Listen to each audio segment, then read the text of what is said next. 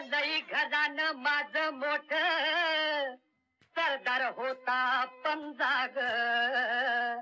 अग सरपंच होता आजा माझा पातर गावचा राजा ग ग ग ग ग आणि चावडीवरती किती जणांचा घबरून घेतला मुद्रा ग ग परठाण्या वाघाचं मांजर झालं भावऱ्याचा झालाय भावरा ग ग ग ग ग माझे राणी